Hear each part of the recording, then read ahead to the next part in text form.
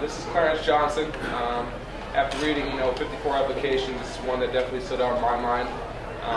Playing football for 9 years, I feel as though adversity is the #1 aspect that a football player definitely experiences in time of playing football.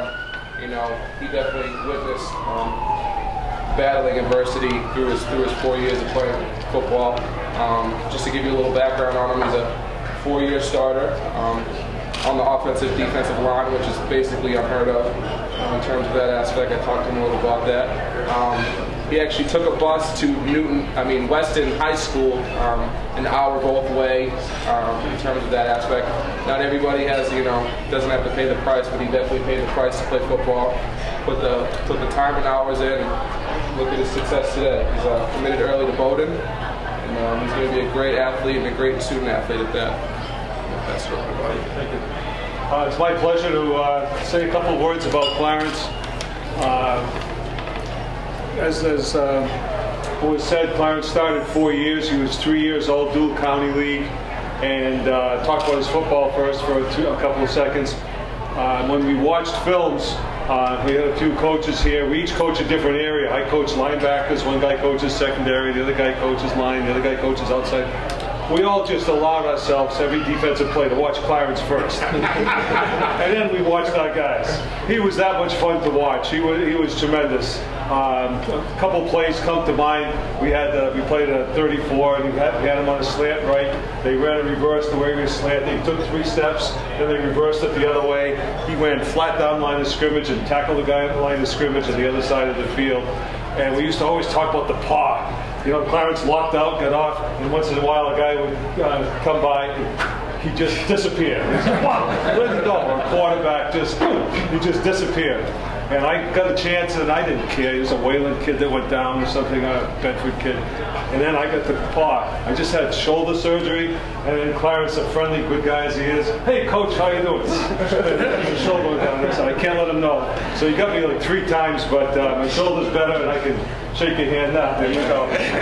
But this guy here, he was more than just a football player.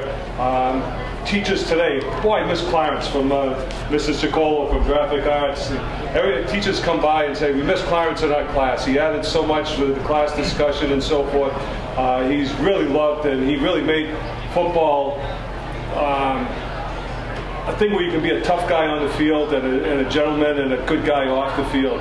And what all the coaches noticed, he sat with freshmen we had team functions. He sat with sophomores, and he just didn't hang around with the big, the frontline guys on the team.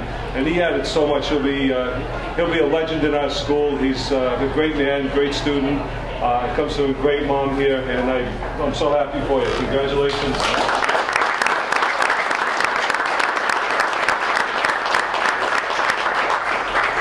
On behalf of the 33 Touchdown Club, I award you your scholarship of $4,000.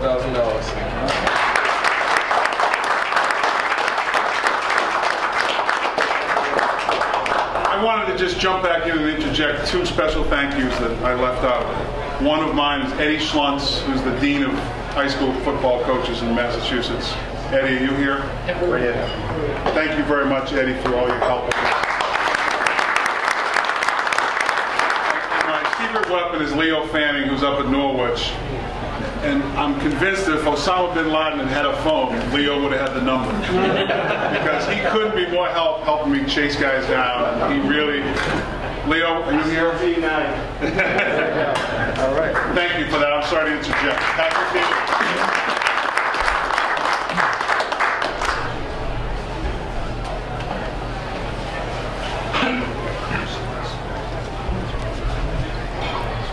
Hi, I'm Pat Dillon, delighted to be here. I just want to take a second. I can't tell you I'm delighted to be part of this process. People ask me why I'm part of the 33 Touchdown Club, and I say one thing, Bob Moran, who was one of our coaches in college, and if he'd asked me to do anything, I'd do it because he was so good to us. It's an incestuous world. Leo Fanning was a coach of mine in high school, and then I come out to practice in college one day, and he's out there, so you can't shake him. But no, I really got to say this is a rewarding process, and you young guys should think about this as you move forward, because this is about life and people. It's not about football. And I still play old man hockey, which is another story. We were playing the other night, and I was sitting with a guy's been a friend of mine, a pretty good hockey player, and I told him about this night. This is a guy that played in 2 Stanley Cup champions. And he said, you know, you start playing one of these games when you're 5 or 7 for fun. You enjoy it, you meet some great people. He said you might work out in college, maybe work in high school. He said, but it all comes down to this.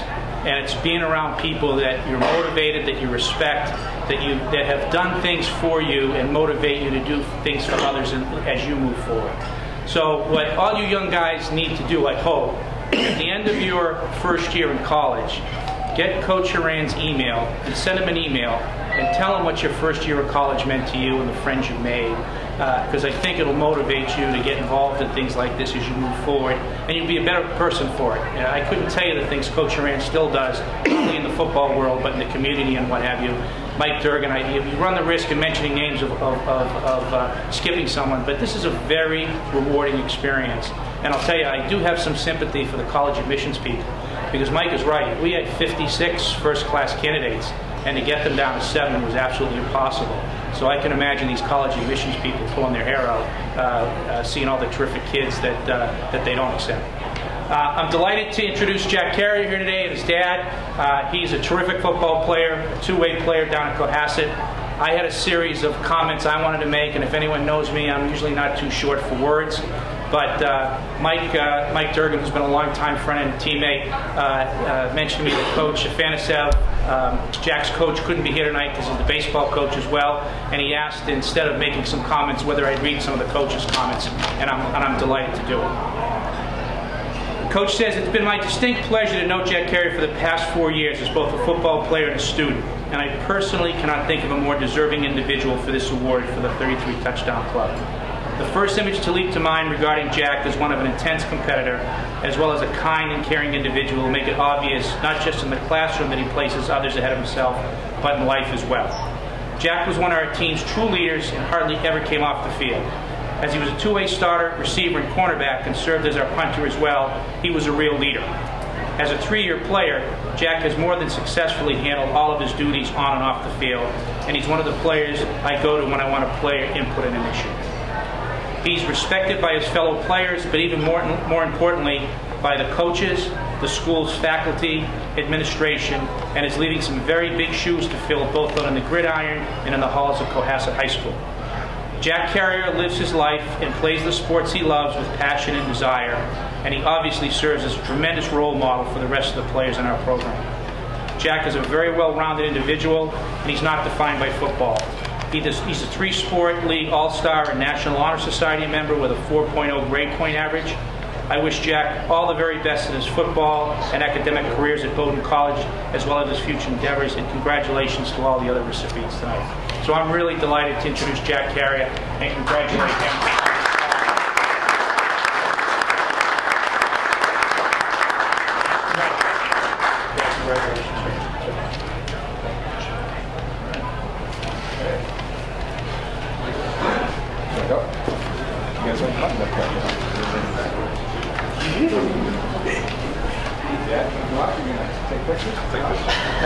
I'm very pleased to introduce Ryan Berry this evening as one of our recipients of the scholarship.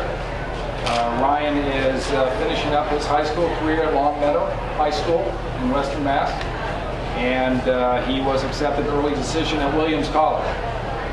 And I know for a fact, as being a member of the committee, Ryan was certainly on most everyone's final list as we got together and tried to whittle down the names, because he's had an outstanding high school career, both in terms of football and academically.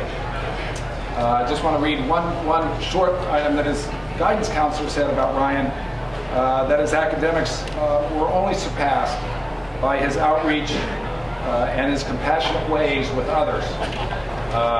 Very much a well-rounded individual in high school and a leader, a straight A student. And when you look at that transcript, you're thinking it's just a repeat, but it's a phenomenal transcript, great SAT scores, certainly a National Honor Society recipient, National Merit Scholarship, I did notice that he got a B in Spanish 4, so he fell down on that. But on the field, Ryan was both a tight end and an outside linebacker. He was the team captain, conference all-star, Springfield Republican, all-scholastic. He received the Archie Roberts Award as a top scholar athlete in Western Mass. And his coach, just a quick, and I'll turn it over to the coach, Coach Rusko, who has been coaching for 35 years. He gave him his highest recommendation after 35 years of coaching as a leader both on and off the field. And one last item that I'd like to quote from Ryan's essay, and it's even though a lot of the kids had quotes from other coaches and the essays themselves were tremendous, I just want to quote something that Ryan had, that he said himself on behalf of how he felt. And he said the type of football player that he valued was also the type of person that he desired to be. And I think that for me, and I think for the rest of us, that kind of tied everything together as you look at what football teaches us and how one is going to go about leading his life. And I think Ryan just hit the nail on the head with that sentiment. So congratulations, Ryan, on behalf of the 33 Club. Coach.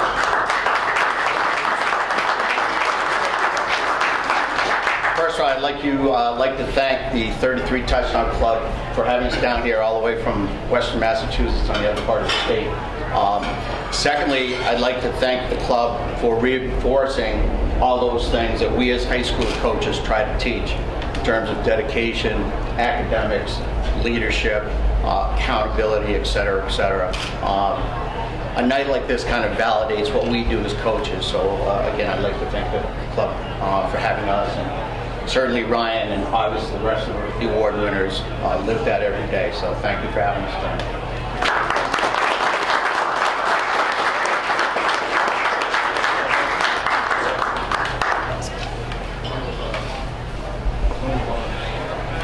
Sure.